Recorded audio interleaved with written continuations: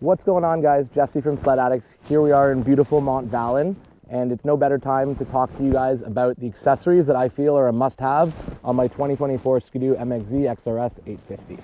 So one of the first things that I always add to all of my sleds is a Garmin GPS. So you've probably seen the video on us installing this. We've been running Garmin's on our sleds basically since my 18 Gen 4. I actually got the new Garmin Tread this year. Mike has the Zumo XT, which is basically the same GPS. So in order to put this on, we use a glove box extension, which is also a must-have for me. Just gives you a little more space. You still have your phone bag in there. That keeps everything nice and heated. And really, the reason I use the Garmin, I talk about this all the time, but the one thing I don't want to go wrong when I'm on the trail in the middle of nowhere and I don't have cell reception is my GPS. I need to know where I am at all times. I think it's a huge safety thing. And I've had BRP Go fail on me a bunch of times. The app works great, and the gauge, it works great on the gauge when it works, but there are times where it fails me and I just can't have that happen. So like yesterday I plugged it in, went riding, and 10 minutes later it had an issue and it disconnected from my phone. Tried reconnecting it and couldn't get it to work. So we have our Garmin loaded up with track maps for the trails. I use that all the time. We also add our gas cap. This is not really a must-have, it's just something we kind of add to all our sleds. Lets you put like a pop or something there when you're taking a stop on the trail. E-link. So as you can see here, super easy. If I had my helmet plugged in, it would just all be on my person, connect to the sled, and then when I get off the sled, you can literally just click it in here and it kind of hangs. So that's something we always add. I actually had to add the forward adjustable riser on this sled.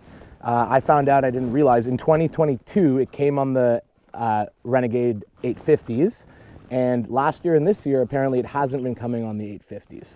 So I was surprised receiving the sled. I thought maybe they had forgotten it or there was an issue, but no, it doesn't come. So we had to actually buy one aftermarket from a guy, and we added the extension for the forward adjustable riser, put that on all my sleds. I actually really like being able to move the handlebars. I find what it really affects is the position that I'm in on the sled. If I want to ride a little bit harder and be right up close on the gas tank, I have the position all the way forward. I don't really find, and me and Mike have spoken about this, that depending on the position of the handlebars, it affects the handling of the sled. It just affects where you're sitting. And that's kind of what I've noticed. The adjustable brake definitely works great in order to make it so you can adjust the brake to have like the optimal gap for your fingers to make them the most comfortable. That's something we've been asking for a few years now. Our buddy Jeff has had an aftermarket one for a few years, so happy to see Skidoo did that. For me, this is my first time having a Gen 5 Skidoo with the 10.25 inch gauge. Definitely a huge step up from the 7.8. Show you it. So to turn on the gauge, you can actually just fast press the start button and with the key in, and it will turn on.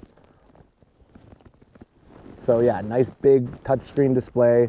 You can control it from the handlebars, which is great. You can switch between all your apps. We've had a video on this, so I don't really want to go into detail. Right now, my phone's not connected. That's why you don't see a BRP Go. You can see your stats, your gauges. Definitely something great. The other thing, I always add the roller ski wheels. I've been using this product since, again, my 18 XRS Gen 4. I find that they're actually really helpful, especially late season. And even now, we're in Mont Valin, and this is the only place that has snow, and even so, where we're staying can be a little bit snurty and low on snow, so it's always helpful to have these wheels. They just make it really easy to navigate any roads if you need to, where they're low on snow. I have my Bergstrom 6-inch triple point carbides on them. I was surprised. I didn't touch anything on the suspension of this sled. Those carbides were put on. I took it out for my first ride 2 days ago, and it handled really, really good. So really impressed with that. That's something I've been using for years. I just find that the triple point carbides provide a really good amount of bite, but at the same time, they're not super heavy on steering. And we've talking about it over the past few years. We find the Skidoo's a little bit heavier up front, so we usually do some tweaking, but I haven't had to do that yet, and I'm actually really, really impressed with that.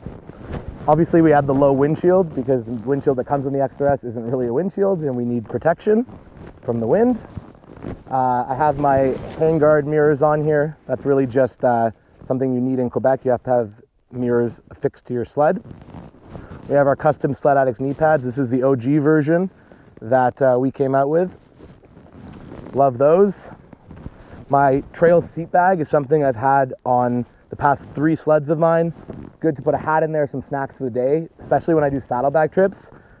If I'm not using my combo bag for oil, this bag holds everything really that I need to access during the day. And then I always carry a fuel caddy. It's just something I feel no matter where you are, maybe it's not even for you, it's to help someone else out. So I always carry fuel. Right now I got my sport bag on. I also use the Trail Pro bag a lot and the SR21 bag. Those are my 2 main bags for big trips. If you come down here, you can see we're actually running new studs this year. These are 1.375 fast track studs that are designed for 2-ply tracks. So this track that I'm using did not come on the sled. It came with a 1.5 ice ripper, and I ended up taking it to our buddy Chris Ledger, who got me a 1.25 Ripsaw 2-ply track. So that's what's on here, and then he installed these studs for me. So far, I've been really impressed. They seem to hook up really, really well. The sled seems super quick in comparison to my 22, which is the same motor, but different studs. So yeah, no, definitely stud package is great so far. Again, I have about 1,000 kilometers on the sled right now, and yeah, I've been really impressed with that.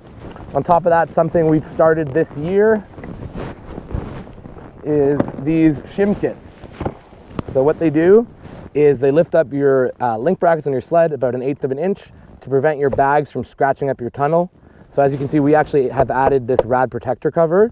This is what we used to do in order to protect our tunnel, but even with this on, if I didn't have the shim kits, my bag would rub the plastic here and here. So having these shim kits really protects that. The 900s come with this. If you have an 850, you do not need this. The shim kits will do what you need. We actually designed the shim kits after I got this put on the sled, so that's why they're both on here, but it can work with both. So if you have a 900 turbo and you want to protect your plastic, these will definitely work for you. Okay guys, so those are the must-have accessories for my 2024 MXZ XRS 850. I hope you enjoyed the video. I'm gonna have more content on this sled this season as I put more miles on it. Let me know in the comments what accessories you use and what you can't live without, and we'll see you in the next video. Thanks for watching, guys.